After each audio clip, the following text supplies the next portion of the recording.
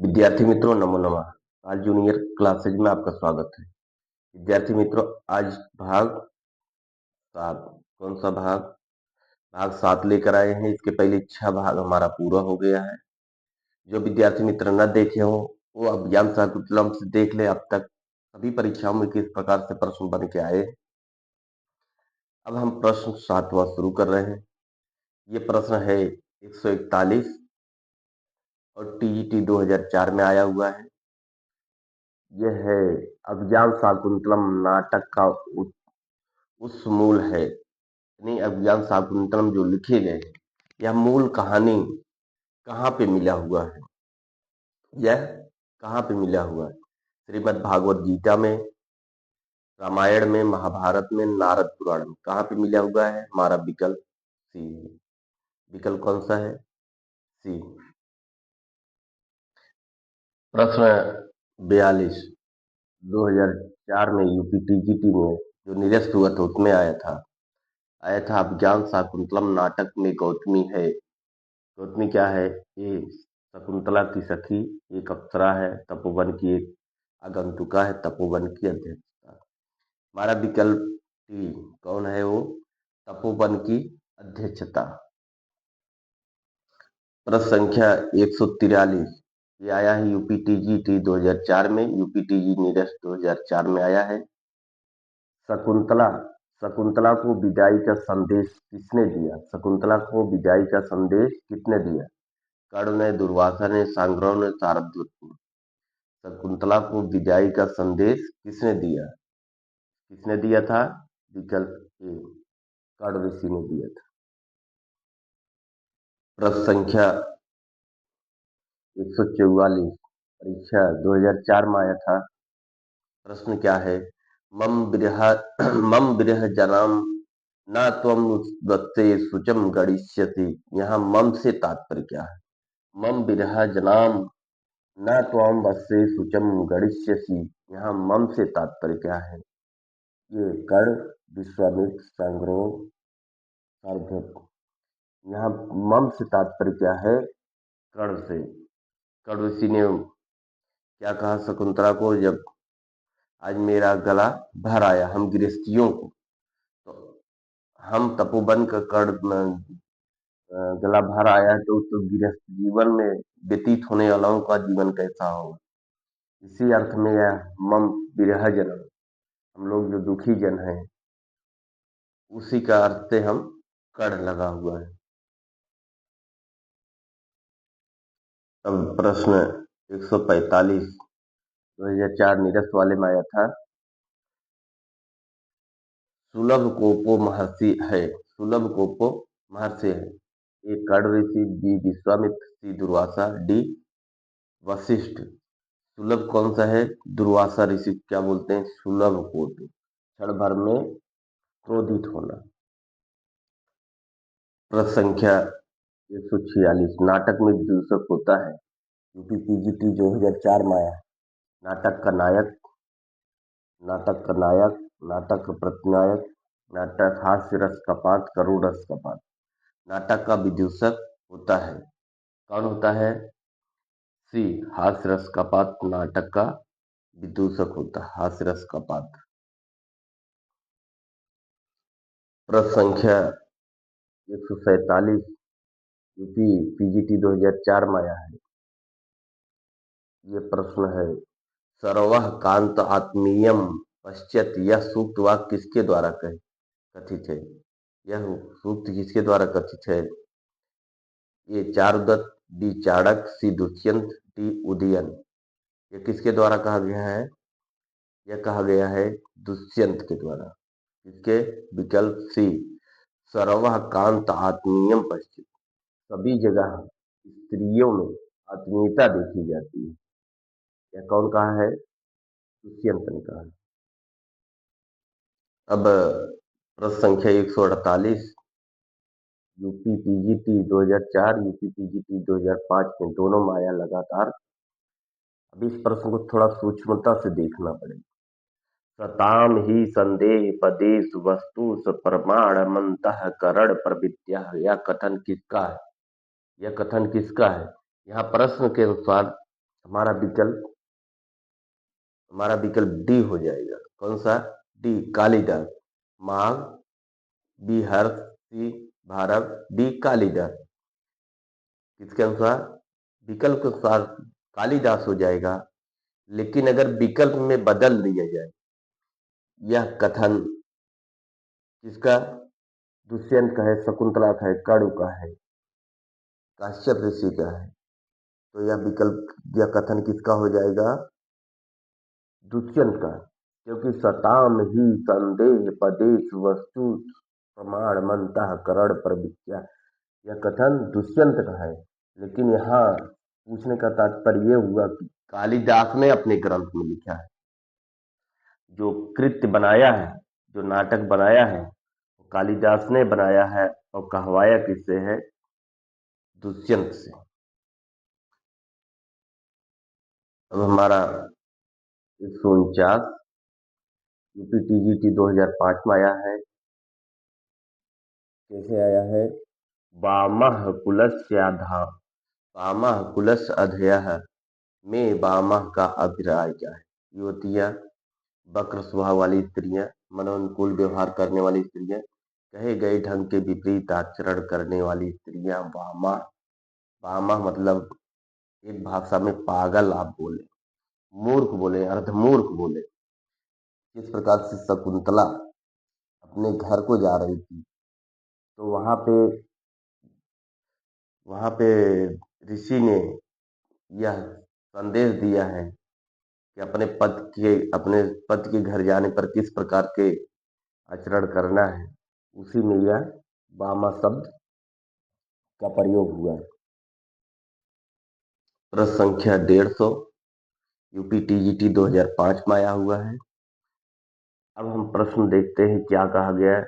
दृष्टिया धूम अकुलित दृष्टेरपि यजमानस्य पावक एवाहुति पतिता। इस वाक्य में पावका शब्द से किसको संकेतित किया? अग्निदेव को, दुष्यंत को, कर्ण को, यज्ञशाला को। हमारा विकल्प कौन सा है? बी, दुष्यंत को। यहाँ दृष्टिया शब्द से किसका संकेतित किया है? पावका शब्द को, दुष्यंत को।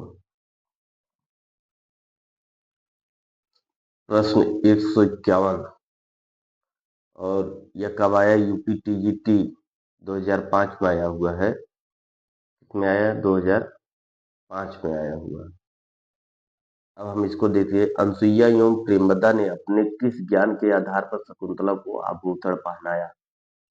किस ज्ञान के आधार पर? पहले ही ये उन्होंने आभूषण पहनाने की विधिवत प्रशिक्षण लिया था। गौतमी ने उन्हें आभूषण पहनाना बताया था। शकुंतला ने स्वतः अपने ज्ञान से आभूषण पहना।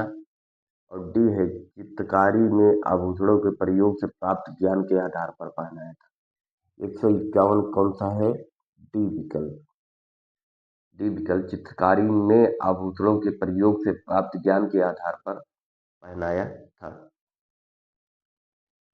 अब हमारा प्रश्न संख्या 152 और यह कब आया? यूपीटीजीटी 2005 में आया था।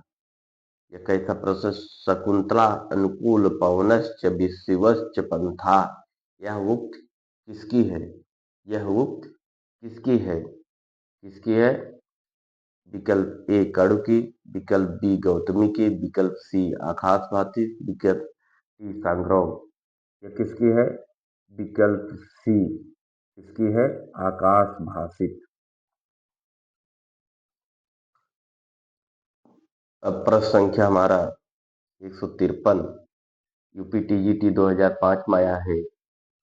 प्रश्न है, याद चेतो अस्ति शिखरम पतिरोषधि नाम। यहाँ पतिरोषधि नाम शब्द प्रयुक्त हुआ है किसके लिए? ए चंद्रमा के लिए, बी सूर्य के लिए, डी कणु के लिए, सी कणु के लिए, डी विश्वामित्र के लिए। यहाँ जो है प्रयुक्त हुआ है चंद्रमा के लिए। किसके लिए? चंद्रमा के लिए। अब प्रश्न संख्या 154 यूपीटीजीटी 2004 में आया हुआ है। प्रश्न है, रक्षितव्या रक्षितव्या खलु प्रकृति उपेलवा प्रिय सखी। यह कथन है किसका है? यह कथन किसका है? ये अनसुईया का प्रियंवदा के प्रति, शकुंतला का प्रियंवदा के प्रति, प्रियंवदा का अनसुईया के प्रति, अनसुईया का शकुंतला के प्रति। यह है अनसुईया का शकुंतला के प्रति, अनसुईया का शकुंतला के प्रति है। प्रश्न संख्या 155 यूपीटीजीटी 2004 में आया है। प्रश्न है, अयम जनः कस्य हस्ते समर्पितः, अयम जनः कस्य हस्ते समर्पितः। यह कथन किसका है? ये शकुंतला का, बी अनसुईया का, सी प्रियंवदा का, डी अनसुईया और प्रियंवदा का। लगभग सभी को मालूम हो गया होगा, विकल्प डी अनसुईया और प्रियंवदा का। प्रश्न संख्या 156 यूपीटीईटी 2000 में आया हुआ प्रश्न है। प्रश्न है, शकुंतला ने अपने विदाई के समय जिस लता का आलिंगन किया उसका नाम क्या है? उसका नाम क्या है? लगभग सभी को मालूम होगा, वन ज्योत्सना, नवमालिका, लता भगनी, केसर लता। उसका क्या नाम है? वन ज्योत्सना। ये लगभग सभी को मालूम होगा, वन ज्योत्सना। प्रश्न संख्या 157 यूपी पीजीटी में आया है। अब इसमें आया है, हम प्रश्न देखते हैं, अभिज्ञान शाकुंतलम का सर्वप्रथम अंग्रेजी अनुवाद किसने किया था? ये बहुत इंपॉर्टेंट है। शेक्सपियर, गेटे, विलियम जोन्स, मैक्स मूलर। कौन किया था? कौन किया था? विकल्प सी विलियम जोन्स ने। कौन किया था? William Jones. कहीं कहीं में मैक्स मूलर भी मिलता है, लेकिन विलियम जोन्स सही। प्रश्न 158 और यूपीपीजीटी 2004 में आया हुआ। कब आया है? 2004 में। अब प्रश्न है, अचेतनम नाम गुणम न लक्ष्य। यह पंक्ति किस ग्रंथ किससे कही गई? इस ग्रंथ में किसने किससे कही है? विकल्प है, ए दुष्यंत ने धीवर से, विदूषक ने दुष्यंत से, सी धीवर ने मन से, दुष्यंत ने अंगूठी से कही है। किससे कही है? दुष्यंत ने अंगूठी से। अब ये विकल्प डी है। कौन है? डी दुष्यंत ने अंगूठी से कही। अब प्रश्न संख्या 159 यूपीपीजीटी 2005 में। प्रश्न है, सर्वथा चक्रवर्ती, सर्वथा चक्रवर्तीनम पुत्रम आपनोहि से क्या निर्दिष्टित है? ये अभिज्ञान शाकुंतलम के कथानक का प्रयोजन, बी कालिदास की पुत्र प्राप्त, सी कुमार कार्तिकेय का जन्म, डी इनमें से कोई नहीं। अब हमारा विकल्प कौन सा है? विकल्प हमारा है ए अभिज्ञान शाकुंतलम के कथानक का प्रयोजन, सर्वथा चक्रवर्तीनम पुत्रम आपनोहि से तात्पर्य है अभिज्ञान शाकुंतलम के कथानक का प्रयोजन।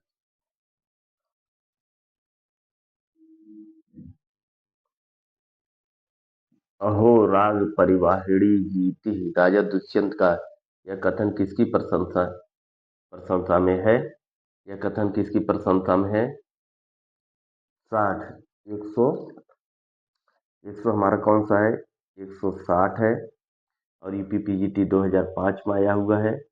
यह कथन है हंसपदिका के गाने में पर है, हंसपदिका के गाने में। 160 के हमारा यह अंतिम है। इसके पास हमारे पास कुछ और हैं। अब हम अभिज्ञान शाकुंतलम के कुछ भाग बताते रहेंगे, इसके आगे हम अभिज्ञान शाकुंतलम पढ़ाते रहेंगे। तब तक हम आपसे लेते हैं विदा। तब तक के लिए नमो नमः।